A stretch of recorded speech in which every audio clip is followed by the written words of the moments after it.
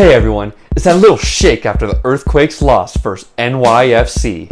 This is the Aftershock.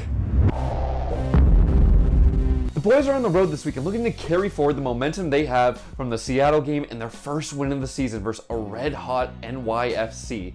And I'll tell you what, we're ready to support the boys in blue. Nice one, MLS. Well, at least tonight we... Wait, what? It's not a night game anymore? What time is the game now? Well, it seems like MLS was inspired by Christian Espinoza's hat trick last week, because here's another shocking decision. The MLS committee decided, based off of Nathan's challenge last week that led to the first penalty, that it should have been deemed a red card, which I completely agree with, but because of egregious intent and multiple instances, the committee came to a unanimous decision that he deserves a one-game suspension. Yet nothing for J-Bo's concussions or Calvo's karate chop to the neck. But you know, it is what it is. We move. Haha. With Nathan out, the boys still lined up in the 4-1-4-1 that we saw was successful in last week's game, except now Tanner Beeson comes in for the suspended Nathan. This game was played in Yankee Stadium. They just put grass over the dirt bits, and it barely meets the MLS required 70 by 120 pitch length. And I actually think this helped the Earthquakes. The narrowness plus the new defensive lineup really made it so that we stayed compact and had a really good defensive shape. I'd even say the Earthquakes were the better team for sure the first 20 and maybe even the first half.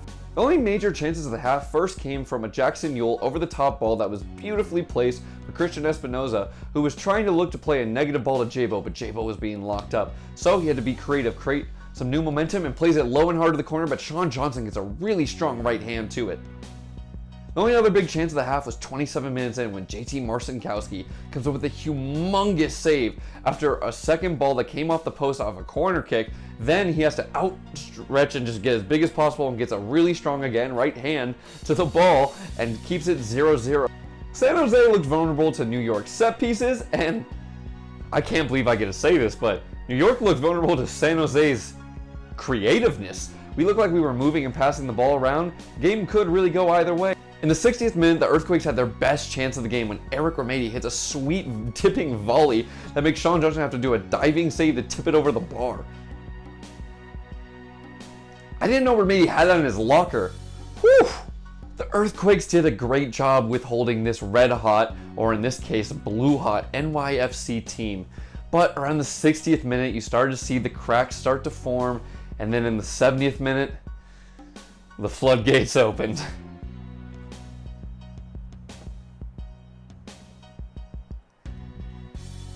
And then again 4 minutes later.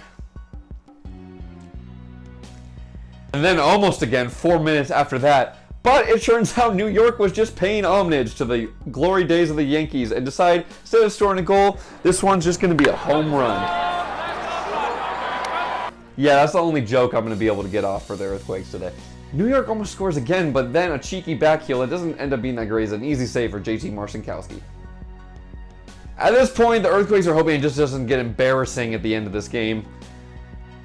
But then JT Marcinkowski, who's had a phenomenal season so far, had one mess up in the first game, has his second of the season when a ball's going down the line and he thinks it might go to a cross, so he cheats off the post a little bit and it's just an easy sneak in ball to that near post. JT really should have saved, but he had a phenomenal game. He's had a phenomenal season for us. It happens. All things considered, this was a good game for the Quakes. We showed creativeness, and in the opening 20 minutes, for sure the better team. For 60, we were withholding a very hot team right now who's scoring goals on goals on goals. We were looking more creative. We're looking better. The team is improving as a whole. This also brings the end to the Earthquakes' longest win streak of the year, which was... Oh, yeah, what?